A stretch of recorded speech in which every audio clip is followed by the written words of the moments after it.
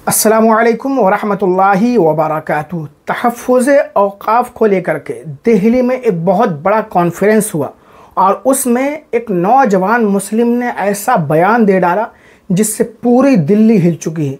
तो पहले आप उनका बयान सुन लीजिए, उसके बाद मैं कुछ इसके बारे में आपसे बात करूँगा। लेकिन जब बात हमारे मजहब पर, हमारे मस्जिदों पर, हमारे मदरसों पर, हमारे खानकाहों पर, हमारे कब्रिस्तानों पर आएगी तो जो आज मजमा यहाँ पर मौजूद है, मेरे कौम के गयूर मुसलमानों, आने वाले वक्त में तैयारी कर लो। इन उलेमाओं की सरपरस्ती और मुस्लिम पर्सनल लॉ बोर्ड का जब हुक्म होगा तो ये नौजवानों का दस्ता संवैधानिक तरीके से कानून के दायरे में रह के जो आज मजमा यहाँ मौजूद है, कल कुछ संसद भवन के बाहर बैठने के लिए भी तैयार है।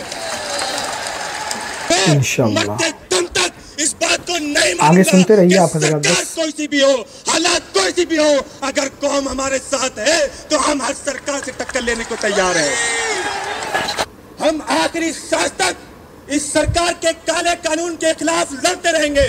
दो गुना भारी मजमा कल को इंशाअल्लाह ताला अपना हक लेने के लिए, अपने मस्जिदों को वापस लेने के लिए, अपने मदरसों को वापस लेने के लिए सड़क पर बैठने के लिए भी तैयार है। तो बस हमें इस बात की तैयारी करनी है कि जैसे ही मुस्लिम पर्सनल लॉ बोर्ड का हुक्म आए, सारे काम छोड़ने हैं, सारा कारोबार छोड़ना है। क्योंकि अरे मेरे लोगों, अगर मस्जिद बचेगी तो हम बचेंगे, मदरसे बचेंगे तो हम बचेंगे, अरे कब्रिस्तान बचेंगे तो हम बचेंगे। और ये कमाई, ये पैसा, ये दौलत, ये औलाद किसके लिए है? क्या आपको अल्लाह की जात पे यकीन नहीं? अगर अल्लाह की जात पे यकीन है तो आवाज दो, आवाज दो, आवाज दो, आवाज। अल्लाह। और मैं चाहता हूं कि यहाँ पर बैठा हुआ हर शख्स इन तमाम उलेमा इकराम की खड़े होकर के हौसला अफजाई करे कि अगर इनका हाथ बदलने के सर पे ना होता तो शायद ये मजमा यहाँ पर ना होता।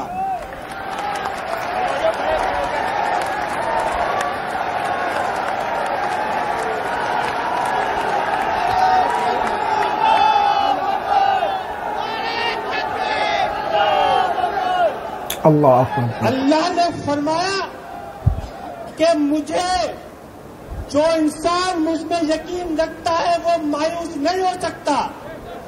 तो मुसलमानों, आप क्यों अफसोस करते हो कि आपको अल्लाह की जात पे यकीन नहीं? अगर अल्लाह की जात पे यकीन है भाई, बहुत अच्छा बोले, शानदार बोले। आवाज दो, आवाज दो। आज यहाँ पर आपकी कसीर तादाद ने इस बात को साबित किया है कि हाँ, जो लोग कौम और मिल्लत के काम को मजबूती से और ईमानदारी से करना चाहते हैं, उनके साथ कौम भी पूरी मजबूती के साथ खड़ी हुई है।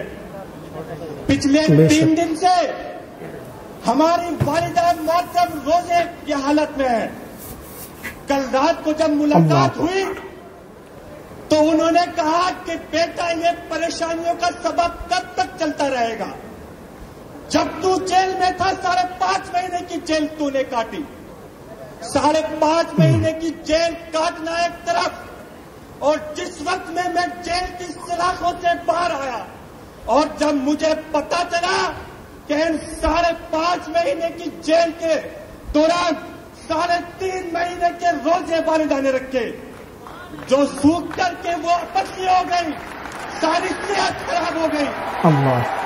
तो वालिदा ने कहा कि ये सब काम तू मेरे मरने के बाद भी तो कर सकता है, तो आखिर क्यों मुझे परेशान करता है?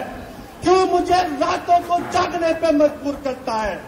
मेरे कौम के गयूर मुसलमानों, वो माँ है, वो अपनी निगाह से, मोहब्बत की निगाह से बेटे की तरफ देख रही है। लेकिन मैं एक मुसलमान हूँ, एक जिम्मेदार मुसलमान हूँ।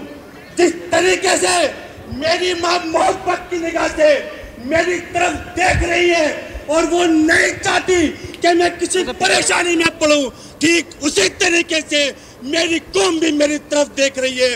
और मैं मरते दम तक इस बात को नहीं मानूंगा कि सरकार सरकार कोई सी भी हो, हालात कोई सी भी हो, अगर कौम हमारे साथ है तो हम हर सरकार से टक्कर लेने को तैयार है।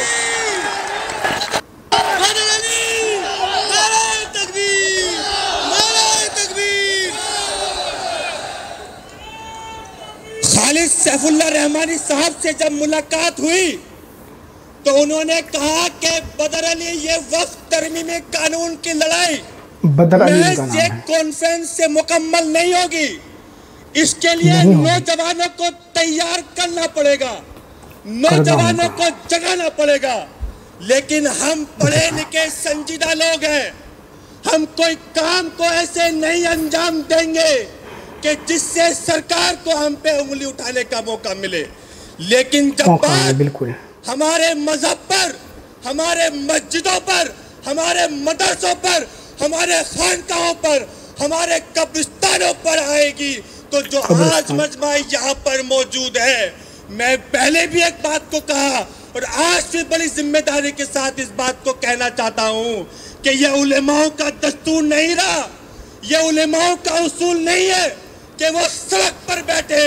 लेकिन हम जब कौम को जरूरत पड़ेगी और खास तौर से बदर अली के होते हुए उलेमा हजरात कौम के लिए सड़क पर बैठे तो बदर अली उस वक्त से पहले मन्ना मंजूर करेगा। तो मेरे कौम के गयूर मुसलमानों, मेरे कौम के गयूर मुसलमानों, आने वाले वक्त में तैयारी कर लो। इन उलेमाओं की सरपरस्ती और मुस्लिम पर्सनल लॉ बोर्ड का जब हुक्म होगा तो ये नौजवानों का दस्ता संवैधानिक तरीके से कानून के दायरे में रह के जो आज मजमा यहाँ मौजूद है, कल कुछ संसद भवन के बाहर बैठने के लिए भी तैयार है। होगा तो वो जो अल्लाह चाहेगा, लेकिन हम आखिरी सांस तक इस सरकार के काले कानून के खिलाफ लड़ते रहेंगे। क्यों?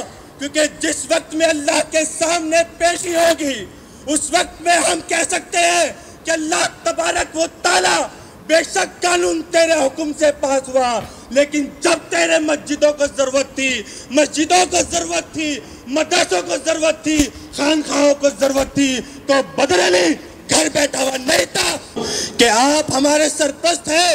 जब आप हुक्म करेंगे इंशाअल्लाह तबारक व तआला जो मजमा यहाँ पर मौजूद है, 2 गुना भारी मजमा, कल को इंशाअल्लाह ताला अपना हक लेने के लिए, अपने मस्जिदों को वापस लेने के लिए, अपने मदरसों को वापस लेने के लिए, सड़क पर बैठने के लिए भी तैयार है।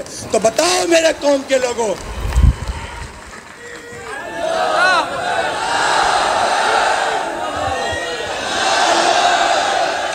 तो किसी बात से घबराने की जरूरत नहीं है, किसी बात से परेशान होने की जरूरत नहीं है।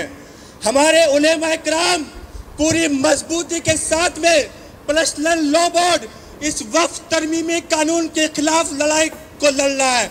बस हमें इस बात की तैयारी करनी है कि जैसे ही मुस्लिम पर्सनल लॉ बोर्ड का हुक्म आए सारे काम छोड़ने हैं, सारा कारोबार छोड़ना है, क्योंकि अरे मेरे लोगों, अगर मस्जिद बचेगी तो हम बचेंगे, मदरसे बचेंगे तो हम बचेंगे, अरे कब्रिस्तान बचेंगे तो हम बचेंगे। और ये कमाई, ये पैसा, ये दौलत, ये मेरे प्यारे नाजरीन, तहफ़्फ़ुज़ औक़ाफ़ conference all India Muslim personal law board की जानिब से लगातार दिल्ली में जारी है और हज़ारों लाखों की तादाद में मुसलमान पहुंच रहे हैं। इससे पहले इंदिरा गांधी स्टेडियम में भी बहुत सारे लाखों की तादाद में मुसलमान पहुंचे और अभी भी लगातार कॉन्फ्रेंस हो रहे हैं। मुसलमानों को बेदार किया जा रहा है कि अपने औक़ाफ़ को बचाना है, मसाजिद, मदारिस, कब्रिस्तान, ईदगाहें, इन तमाम चीज़ों को, खानकाहों को बचाना है।